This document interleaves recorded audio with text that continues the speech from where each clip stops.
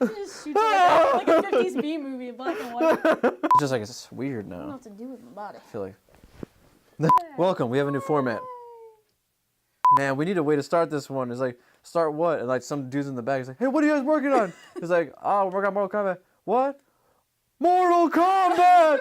It's like, that's the way we started, dude. Jump cut. Mortal Kombat. I just can't imagine the shit you do in your kitchen. There was only one video we had on record. It was fucking Thriller.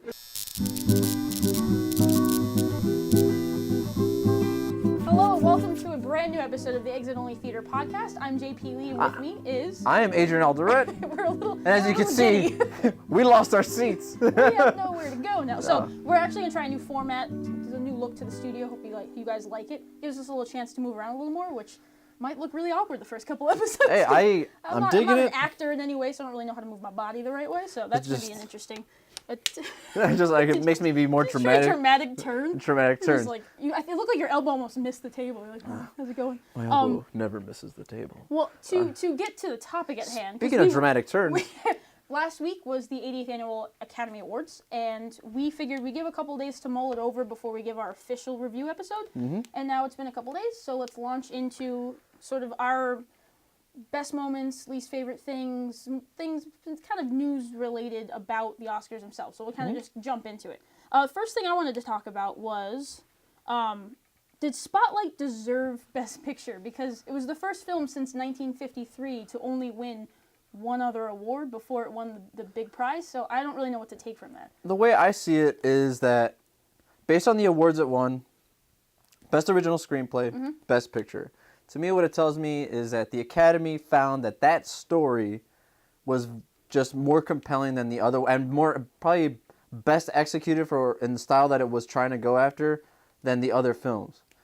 I obviously I don't agree with it because I think Mad Max it was my favorite movie of the year. Mm-hmm. But that being said, I could see why they would go that direction because it wasn't over the top, it wasn't preachy. And it was well executed. I wouldn't argue that it wasn't preachy. I would just argue that the director didn't get in the way of what the writing sold as its quiet preachiness. True. If that's a way to sell it. Because like obviously the Academy will never give a movie like Mad Max a Best Picture. Because they're gonna see it. Enough. Yeah. They're like, oh, have all the technical awards. Even though I think those it kind of goes to like what you value more when it comes to. If you're an Academy voter, if I was an Academy voter, I think it goes to also in kind of in tune to like what our generation like really enjoys now. Yeah. Where it's like I think the editing was amazing. I thought the production design was amazing. The costumes, everything, which they all won. They all won Best Oscars for their category. Mm-hmm. But at the same time, like you look at the traditional way Oscars are kind of voted on. It's like. How was the acting, and was the story amazing? And that's old school, and I could kind of see why the Academy went that direction. I think a film should do both. I think it should be technically, proficient at the very least, if not stellar, which something like Mad Max was. Yeah. And the story should say something. And Mad Max had a little bit of an allegorical story that some people I talked to thought it was a little heavy-handed, but regardless, it was a very well executed story. So I feel like that film carried both of those points better than Spotlight, which was... As a directing standpoint, it was so understated to the point of just being like, I feel like to me, I think Spotlight and The Big Short are similar in very different ways, if that makes sense. No, I know exactly what you mean. Spotlight, I didn't feel the impact because I didn't know, there weren't really as much emotion in each scene except for a couple moments with Mark Ruffalo. Yeah. Whereas The Big Short trivialized everything because it made everything funny. Yeah. So then at the end, it didn't pack that emotional punch. So both of those had different sets of problems, and they were too similar in different ways for me to like either of them enough for Best Picture. It didn't go that, I don't want to say it didn't go the extra mile, but it didn't take the chance of trying to do something different. Right. It didn't, not that I needed to dramatize or to be melodramatic in any way. It just... Because the moments that did do that felt weird. Like when Mark Ruffalo was yelling at the end. Oh my goodness. He was great in it, but it did not fit the rest of the film. I feel like it needed moments like that fit a little bit better I don't know. I just feel like it was a different take on something. It was very procedural, Yeah. which was cool, but I didn't think it was Best Picture. But my favorite film of the year wasn't even in that category. So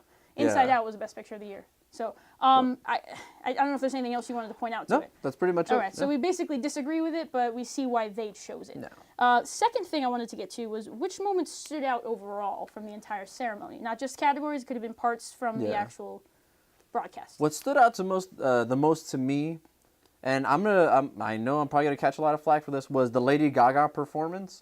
Okay. I believe it or not, I didn't even know she was nominated until we were Really? watching the show. Yeah, I remember when we looked at the ballot. I'm like, Lady Gaga's nominated for something? Oh, how about that? That's probably the only time her husband will ever be caught at an award show. Hey, he won a People's Choice or something for something. What, best male stand-in? I think he did win something like that for good Chicago God. Fire. Rest in peace. Bit of a hater. But yeah, I thought the reason I pointed it out because I just don't feel it was put together very well. I loved the moment at the end when all the actual like people that had gone through some kind of sexual assault. some sort of sexual assault came out. And I thought that was very powerful. But I thought it was over directed. I thought there were obviously they just didn't capture Lady Gaga's performance very well, and it made her look bad. I realize as we're talking about this now that it's not necessarily Gaga's performance. You're right, because the director had weird shots where he would zoom in dramatically from the top down on her piano, and it just didn't. And she kept looking for the camera, and I'm like, don't. Yeah, rehearsals didn't go well apparently because it just looked like she was constantly trying to. And find she was it. just like, oh, I'm like, you're not helping her out. I'm like, what? Like, for instance, she's already intense enough, you know. It's like I would compare it to when she performed The Sound of Music the year before. You captured a performance. She was there, she was singing, and it was great. And it was almost very similar styles. She was just sitting at a piano, yet you kept. You're just like, hey, we have a camera here, we have a camera here, we have a camera here. Hey, let's use all of them. We were joking about it. We're just like, hey, you know what? We have another camera there. Fuck it, let's cut to the bathroom. Let's go there. And when we would joke about cuts, they would follow when we would say it too. You're just like, this is kind of absurd. I can agree with you for that. I think her performance as a whole, there's always something that's overproduced with her, if it's her fault or not. Yeah. It just happens a lot around her because she's just kind of like this larger personality. Yeah. I have a lot of problems with the film itself, but I think the song itself was incredible, and I thought it should have won Best Original Song. But, you know, that's neither here nor there. Sam Smith, that song wasn't great. But for me, the moment that stood out was Chris Rock's monologue. Yeah. I thought there were so many things that everyone expected him to say that it could have felt like it was like rehashing jokes that he's been telling for years. I mean, he's been one of the premier, like, sort of bringing out racial tension in a comedic and very humane way. Yeah. He's that kind of comedian for years, and he did a great job of not only attacking the problems that everyone's been talking about, but also bringing to light some of the other side of the issue, where the joke about Jada Pinkett Smith, where he's like, you know, it's like being invited to Rihanna's underpants or something. He's like, you weren't invited. Yeah, exactly. It's like, you weren't invited. This is why I'm not a comic, but you get what I'm saying. Like, he just set it up in a way that was just like, you're complaining because it's not really valid. Like, I just liked where he came from that entire point. My roommate came to me afterwards. And he's like, hey man, what'd you think about the awards and specifically the monologue? And I asked him first, like, well, what did you think about it first? Because I knew I kind of had a feel, because he kind of had like this look where he's like, I'm gonna disagree with you. Yeah. So he told me, he's like, I just felt like he shouldn't have been hosting in the first place and whatnot. And I told him, I'm like, look. They pick that almost 6 months in advance. Yeah. And aside from that, he was there. He had the balls to be out there, first of all. And second of all, he approached it in such an intelligent way that of the stand-ups that I've seen him do, it was by far the most well done and intellectual stand-up he's done probably ever. Because like if you looked at his style, films aside, he's kind of always taken that that raunchy. He was like, oh, like a grill, like a guy who's gonna grill you. His delivery is always very harsh, but what he's saying is always layered very well. So I wasn't surprised that what he was saying was a very he's one of the most cerebral comics out there. Him and Louis C.K. I think could write circles around most people out there that are writing. Yeah. But I completely agree with you where you can't fault him. And the thing is, like, he was never, and you can make a case that there were sometimes he was kind of like picking, like, saying, he's like, oh, you guys messed up here. But he literally was smart enough to say, hey, I'm presenting it like it is. Right. And look how ridiculous it is. Yeah. Like, when Jada Pinkett Smith, he's like, look, he'll poke I'm fun not at saying, anyone. It doesn't matter. He's like, look, I'm not saying that what she did was wrong, but let's be real. You're Jada Pinkett Smith. You're not going to cause a ripple in anything right now just from you not showing up. Yeah, Will Smith, great big deal. They made fun of him too. But he did it in such a way where every point he made was a sound point. Yeah. It all made sense. And he didn't attack one side. He kind of went in both directions, Yeah. which I thought was refreshing. I thought it was really cool. And it was still to the point where it was entertaining, where no one felt uncomfortable. Right. I think everybody felt a little uncomfortable, which is good. Like the Oscars that have changed going forward, whether Rock's monologue happened or not. Right. It was gonna change, and they already did change. They changed the rules already for as to Right. what it means to be a member in the Academy. But from what he needed to do for people to be satisfied based off what happened with this year's Oscars, right. he nailed it. Yeah, he freaking nailed it. I thought he was great, and that first 15 minutes or so was just a great way to set the tone. Even though the show was like 4 and something hours, 4:10. Yeah, it was like a lot. They didn't care this year. No. They were just, we're gonna go 45 minutes over. It is what it is. And outside of the monologue and that one really cool like pre-produced clip where there was like black people Tracy in other Morgan movies, he wasn't in the show that much. He really wasn't. But like the fact that he was probably the most memorable part of the show, aside from the controversy, that's amazing. Yeah. I think he has to be brought back. Has to be brought and back. he's hosted before, and it wasn't surprising that they brought him back. It just is kind of years apart, which was kind of surprising. Yeah. But so that's our sort of, not shocking but surprising moments of the show. Yeah. For me, I think the next thing I want to talk about is, because we can't talk about the Oscars without bringing up his name, because Leo won an Oscar. It was Leo's show. Finally, It was Leo's finally. show. Yeah. What I would assume to be one of the weaker years of Best Actor nominees, I can get into a whole discussion about how I think Jacob Tremblay should have gotten nominated for Best Actor, but that's for a later discussion. Yeah. My question to you is, we know what he's done. We know that maybe he should have won for other performances, but that's neither here nor there. What happens next? What does the second act of Leo's career look like? Yeah. It's crazy that we finally got to this point. Yeah. Because a lot of people who weren't I'm gonna just straight up call them out. There's a lot of people that think they watch movies and they're but actually don't. They're casual fans. Yeah, they're like casual fans, and they're like, "Oh, Leo deserves an Oscar." It's like, yeah, but like look at the years he was nominated. Aside from maybe last year for Wolf of Wall Street, he was beat out pretty fairly by really good performances. He's been Roger Deakins, a couple times. Yeah. But like now that he has his Oscar, in my opinion, I think he kind of starts like not like all the way back, but I think he starts scaling it back. He's not gonna go after the roles like a Revenant ever again. I don't think he's gonna go. Anyone goes for the Revenant ever again. No, yeah, it's like you go after that when you're just like I want my damn Oscar, right? Or I want the damn recognition I deserve. I think he's gonna like, even though he picks and chooses his roles already like pretty scarcely. I think he's gonna be really just like, look, I'm gonna work with Scorsese if he wants me, or I'm gonna. There's this really cool script, and I'm like, yeah, I'll do it. And I honestly, I see him being more of a producer from here on out. Like, even though he's still really young in his career, but when you look at age, 42. He's only 42, but he's been acting for a long time. So I say at least initially after that one movie he has coming out where he's gonna play a guy with like a 20-something personalities, but he signed on for that before he even was before The Revenant even came out.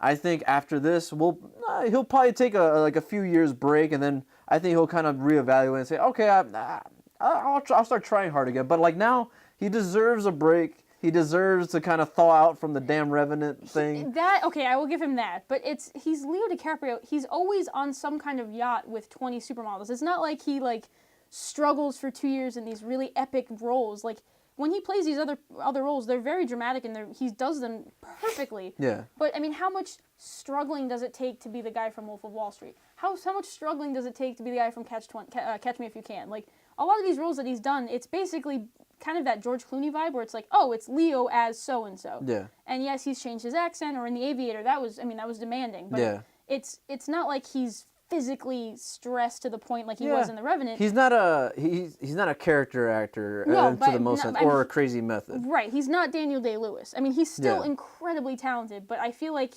I see him having more of a Jack Nicholson career, where he every couple years does something really good for the next 15, 20 years. I don't see him slowing down at the pace that I think you do. Yeah.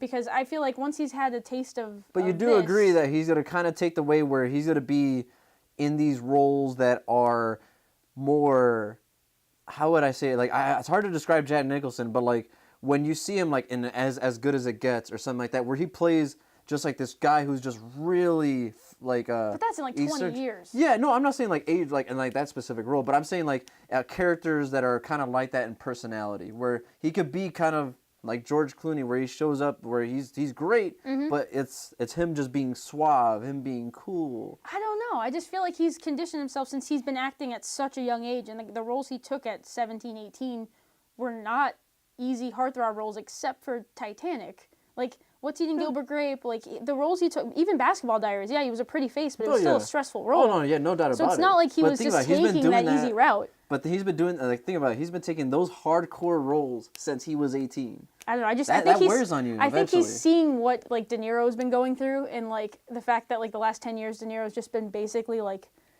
this, like, crotchety old man for, like, the last, 5 or 6 films he's done. Yeah, he's collecting a paycheck. That's totally fine. But, like, I don't think he's going to go that route as quickly as some might perceive it to be. I think he's still got another 15, 20 years. Scorsese the whole way through if he wants to. Like, he can make a good Scorsese movie every 3 years for the rest of his life. Like, that's true. He's been doing that anyway, so he might as well just keep going. He's set for money. He's down to change the world literally.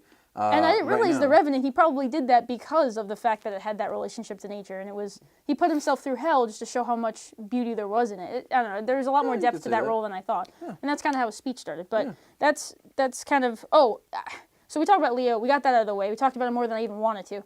But who is the next Leo? Who's the next guy that we're going to, or girl if you wanted to, that is going to have people putting memes and going crazy over the fact that this guy hasn't won an Oscar yet?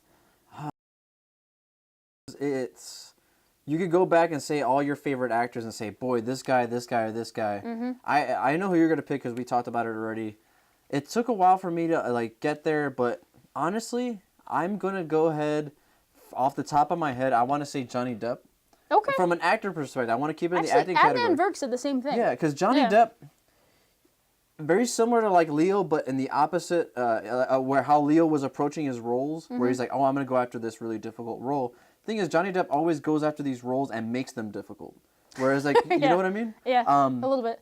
Where it's like, he could take a role, it's like, hey, man, you're playing the Mad Hatter, just be whatever. But he takes it another level, which is awesome because as an audience member, we want to see you put your heart and soul in it. The only thing is, I think it's starting to wear on him. And it's one of those things where and Black Mass, he was really good. That movie just wasn't very good. The movie wasn't really good, and I think the director just didn't really have a lot of control on how to portray him either. Because it was just him being creepy the entire time. Those contacts, they're so distracting. I just hope that the fact that I'm not saying like who's the next to kind of like finally get that off their back. I just think he's the guy that we point to now. That people start to think about. And we think, it's like, man, dude, Johnny Depp really, he deserves an Oscar. And I really do, because he, as someone who took theater classes in college, and obviously being aspiring filmmakers now, you study these careers, and he was the one person that I always admired as an actor, because he was able to take any role and elevate it, but it's just like, you're pulling for him. His last several roles, I really think he needs to take a break from Tim Burton films, in my opinion, because a lot of the films he's been doing with Tim Burton have become just one-note caricatures of the same thing. Yeah. It doesn't matter what he looks like, it's essentially the same thing. He's being a character actor put into starring roles that look incredibly different but end up feeling exactly the same. He needs to do something like Black Mass over again it's more just about the character itself instead of the shtick that goes on in the setup of it all. Yeah, because that's my opinion. It's like he could win something. Yeah. He just needs to get away from the comfort zone of working with his friends. I would like to see him, and this is a pipe dream, but I think the perfect director that I really think could bring the best out of him and really get him his first Oscar while still playing to his strengths, Guillermo Del Toro. That could be good. I think if let's say, for instance, like there's a lot of rumors of what Guillermo Del Toro is working on in the future, but let's say Guillermo Del Toro, because he just dropped Pacific Rim 2 and he handed it off to Stephen DeKnight to direct, one of the runners from Daredevil Season 1. There's a rumor that he might be doing Justice League Dark, and if he does something like that, or if he does another movie like Crimson Peak, Johnny Depp's somebody that you could play around with where he could be a character, but I'd like to see him do that with a different director. Yeah. And I think if you give him someone like Guillermo Del Toro that can really bring out the important emotional aspects of the character instead of just him being like, oh, like wacky and whatever, that's what I want to see. But I'm also concerned that Del Toro would invite that, whatever the Squidward dance was. Like, that's what I'm afraid of, is I want someone who can strip him off of that need to be like shticky. I want him to be I just want it to be as bare bones as possible. The same argument I have with Lady Gaga. Like, sometimes I just want her to sit at a piano and record an album, and that's it. That's a very good point. Like, just let your talent speak for itself. Don't put all this stuff in front of it and get in the way. So that's I agree with you. I agree with you. Yeah. My pick is something that's actually gained a little bit of traction online is Gary Oldman. Like, it's completely, like, you said one nomination. He's only been nominated once, and that was for Tinker Tailor Soldier Spy. Mind-blowing. That late in his career after doing so many incredible performances. Yeah. And I mean, yes, he's gotten a little bit of a reputation of being, like, the bad guy in a lot of things, but to be, I don't know, wholly original in every bad guy he plays, and when he doesn't do the bad guys, he's incredibly moving in those two. I think it's absolutely stunning that he hasn't won. There was a time, I remember when The Book of Eli came out, and there was a behind-the-scenes featurette that they released with the movie, and Denzel Washington was doing an interview, and he says that when he saw the script he was reading, he's like, man, this is a great script. Yeah. I'll only do it if Gary Oldman plays the villain. And they were like, and like, it's funny because like around that same time, that's when The Dark Knight came out, and Gary Oldman says, you know, I didn't really want to do another villain role, and Chris Nolan called me, and then I did this one. He's like, but you know, Gary Oldman's a smart enough guy where he knows where he sees an opportunity to not only just play an interesting character, but to like have a different twist on him. And when Denzel calls, I mean, you gotta answer. You gotta answer. But I completely agree with you. He's one of those actors you could look back to from Leon the Professional, where he's just playing a crooked cop, but like, man, like he really took that to a different place. Even in True Romance, wasn't he? He was in like the snippet of a scene. But it was like he stole a show in like every moment he was in, and it was like the most random role he could have ever picked. Looking at his career now, but he is an actor's actor, and I'd love to see him. I'd love to see both these guys win. Yeah, someone pointed out it would have been. It's really sad to say, but like it would have been cool to have Alan Rickman on that list too. Like, it's just so bittersweet. But we'll stump for Gary Oldman and for Johnny Depp. The last thing I wanted to bring up is sort of projecting forward. We have our who we want to win next kind of thing. But who are the people who won this year? Who's a person that's on your radar now? It could be one or two people, but who's someone that you because of this year's performance or this year's directing debut or something to that effect, you looked back at some of their older stuff and you're like, all right, I'm kind of excited to see what they do next. Like, who's your pick? It's kind of two. Ooh, okay. But two totally different answers in regards to this. Both of them are directors. First is Adam McKay. Adam McKay, I was really impressed with The Big Short. Not because I was like, wow, I didn't think he was capable of this. It was more of that I was amazed that I'm like, he has such a wild imagination that he could take a story and remove himself, remove his kind of like what he used to do and be able to tell that story the way it needs to be told. My question to you about that, because I know you really like that movie. Yeah. Is that movie as impressive because his name's attached to it, because you don't expect him to have that kind of voice? Because that movie is a good film, but if you took Adam McKay's name out of it, I feel like you'd be like, yeah, that's a good movie. But like because Adam McKay's in it, you're like, that exceeded expectations. Like it's weird. It's not that his other films haven't been good, but they're so different. They're so different from this one. Anchorman 2 and then this. It's completely different. That's the cobbler to Spotlight. But it's just Adam McKay. That's a good one. He is based on the fact that he did The Big Short and the fact that he wrote it and won Best Oscar for Best Adapted Screenplay for it. True. I'm very excited to see. I think this gives him. I know he knew he could do it. Like in interviews, like, look, I just wanted to tell a story, and these actors just so happened to buy into my story. Yeah, he got a lot of credit for the people he put in the film too. I think the fact that he was able to do this with a mega star cast was awesome, and I think Hollywood now has confidence in him to say, hey, man, we'd like you to take this story, or hey, you know what, you have a story. Doors have opened for him. Yeah, like actors now want to work with him and say, you know what, let's do it. I think he could take something really interesting. It's definitely a good pick. The second part of my answer is George Miller. Okay. Even though he's up there in age, he's a proven filmmaker. It could take him another 10 years to do something. And the reason I'm looking forward to seeing what he does forward is because there's a lot of rumors as to what he does next, whether aside from Mad Max actually. Right. There's talk that he's gonna be a producer now for the Justice League films. And as a comic book fan, it's like, oh, interesting, because there were rumors a few months ago saying that he was gonna direct the next Man of Steel, the sequel. And I was like, holy crap! And he was like, no, I'm like that. I'm not doing that right now.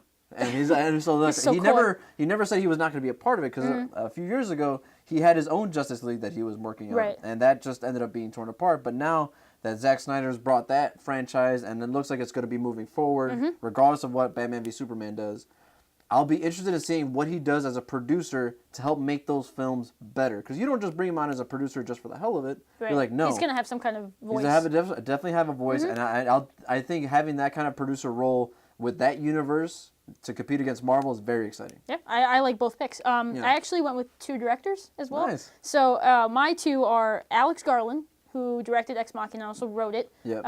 The film won Best Visual Effects, which is a testament to how the story... Upset one, too. Huge upset. I mean, that film is so much smaller than any so. of the other categories, any of the other nominees. But I'm in love with the way he's spinning sci-fi in a believable way. So I can't wait to see what he does next. I think he has something on the horizon in the next couple of years. He does, yeah. Another sci-fi pick, so I'm really into that. And the other one, I actually watched Room after the ceremony. It was the only Best Picture nominee I hadn't seen. Yeah. Watched it last night and was blown away by how good that film was. I was actually very surprised. I highly recommend it. I thought it was going to be very hard to watch. It was, of course. In moments, it was very hard. But it was so tastefully done, and it's all because of Lenny Abramson. He did Frank a couple of years ago, and that movie blew us away. Like, that movie was just it shouldn't be as good as it is. It's on Netflix if you haven't seen it. Watch that, because it shows. It's a very I had no idea that he did that. Yeah. No one ever mentions that. It's like, oh, his room. It's like, oh, this guy, and like they talk about Brie Larson, Jacob Tremblay. It's like, dude, this guy's directed some legit actors 2 times in a row. And he's an Irish director with only like 8 directing credits to his name. So, and he's like 50 too. So it's not like it's never too late to like break out in the industry. So I'm really excited about what he has coming down the pike. So those are the 2 picks that I'm looking forward to most. Yeah. So I think if there's anything else you wanted to bring up about the Oscars? No, I just kind of going back to like, just because something wins an Oscar or doesn't win an Oscar doesn't necessarily define it. Like, I guarantee you, 20 years from now, no one's going to be talking about Spotlight. No. That's fine. It won Best Picture. It had its moment. I guarantee you 20 years from now, people will be talking about Mad Max Fury Road. And if you need evidence of that, look at 1994, because Forrest Gump won, but Pulp Fiction didn't. Or 99, I think it was 99? Yeah. When Saving Private Ryan lost to Shakespeare in Love. So you never know what could happen. In 20 years, the films that lost are probably going to be the more favorites. So, except for, of course, Mad Max, because that did win a lot. But that's beside the point. Yeah. So just stay tuned for next week, because we're going to be watching Zootopia and Whiskey Tango Foxtrot. I had to write it down. So we'll have probably 2 different reviews throughout the week for those. Keep chiming in on social media. I know this guy's been like our social media guru the last couple months. Thank you. Had to give him a little bit more of a shout out. Sean had a nice quiet cameo tonight. Thank you so much for being our camera guru. And I don't know if you've gotten a shot of the fact that there's a giant floodlight helping us out too. Yeah. So I'm blinded by this show right now. We've had some shadowing issues. We had some dark shading issues, but I think great. this is We're kind good. of helping us out now. We found the common ground. So we're trying out this new style too. We hope it kind of spices up. We're evolving. We're evolving as we go. We're getting better. We're getting a lot of love from people randomly. We're picking up fans. Yeah, for sure. The more fans that watch, the more input we can get. So please send us whatever suggestions you guys have, whether it be just on the podcast or even what we should be talking about. So, or like haircuts for Adrian. Whatever helps. Whatever helps. Yeah. He tried to cough his hair. Yeah. So just stay tuned. Let us know what you think. And for JP Lee and Adrian Alderette, we'll see you when the credits roll.